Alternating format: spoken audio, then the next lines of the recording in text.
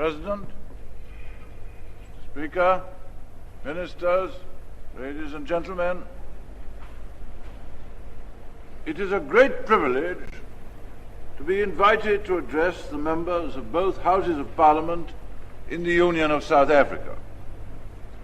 It is a unique privilege to do so in 1960. The wind of change is blowing through this continent, and whether we like it or not, this growth of national consciousness is a political fact, and we must all accept it as a fact, and our national policies must take account of it. It is a basic principle of our modern Commonwealth that we respect each other's sovereignty in matters of internal policy. At the same time, we must recognize that in this shrinking world in which we live today, the internal policies of one nation may have effects outside it. So we may sometimes be tempted to say, mind your own business. But in these days I would expand the old saying so that it runs, mind your own business, of course, but mind how it affects my business too. If I may be very frank, I would venture to say now this. What governments and parliaments in the United Kingdom have done since the last war in according independence to India, Pakistan, Ceylon, Malaya and Ghana, and what they will do for Nigeria and other countries now nearing independence, all this, although we must take and do take full and sole responsibility for it, we do in the belief that it is the only way to establish the future of the Commonwealth and of the free world on sound foundations. Our judgment of right and wrong and of justice is rooted in the same soil as yours, in Christianity and in the rule of law as the basis of a free society. This experience of our own explains why it has been our aim in the countries for which we have borne responsibility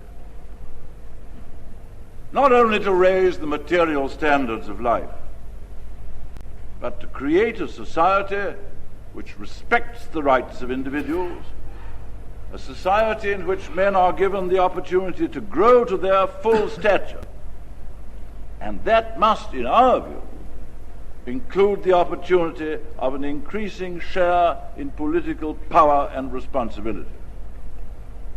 A society, finally, in which individual merit, and individual merit alone, is the criterion for man's advancement, whether political or economic.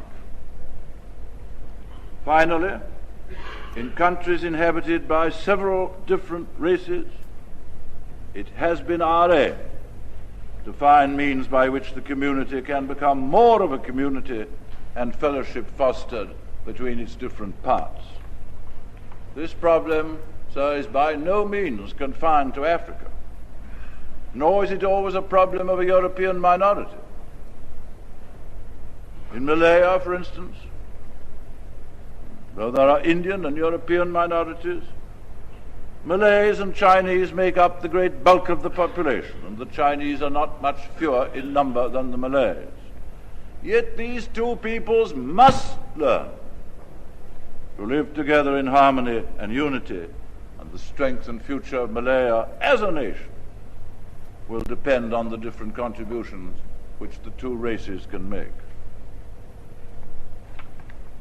The attitude of the United Kingdom government towards this problem was clearly expressed by the Foreign Secretary, Mr Selwyn Lloyd, speaking at the United Nations General Assembly on the 17th of September 1959, and these were his words. In those territories where different races or tribes live side by side, the task is to ensure that all the people may enjoy security and freedom, and the chance to contribute as individuals to the progress and well-being of these countries. We, that is the British, reject the idea of any inherent superiority of one race over another.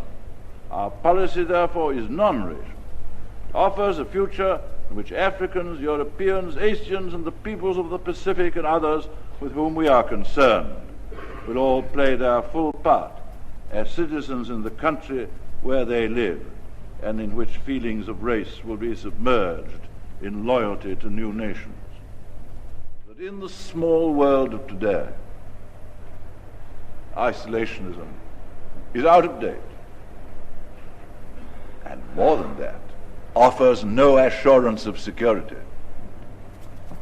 The fact is that in the modern world, no country, not even the greatest, can live for itself alone.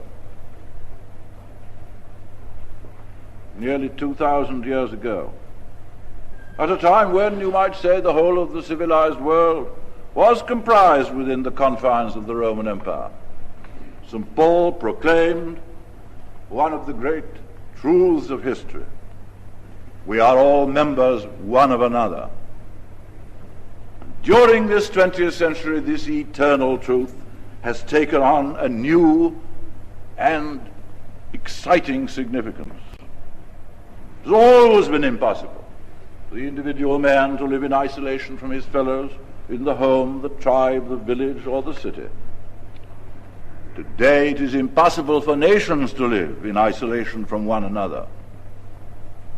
What Dr. John Donne said of individual men 300 years ago is true today of my country, of your country, and of every country in the world. Any man's death diminishes me because I am involved in mankind. Therefore never send to know for whom the bell tolls. It tolls for thee. All nations are now interdependent upon one another. In conclusion, may I just say this. I've spoken frankly about the difficulties between our two countries, the differences between our two countries, in their approach to one of the great current problems with which each has to deal within its own sphere of responsibility. These differences are well known. They are matters of public knowledge, indeed of public controversy. I would have been less than honest if by remaining silent on them I'd seem to imply that they did not exist. We must face the differences, but let us try to see a little beyond them, down the long vista of the future. I hope, I indeed am confident, in another 50 years we will look back to the differences that exist now between us as mere matters of historical interest. For as time passes and one generation yields to another, human problems change and fade. Let us remember these truths. Let us therefore resolve to build and not to destroy. Let us also remember that weakness comes from division, and in words familiar to you, strength from unity.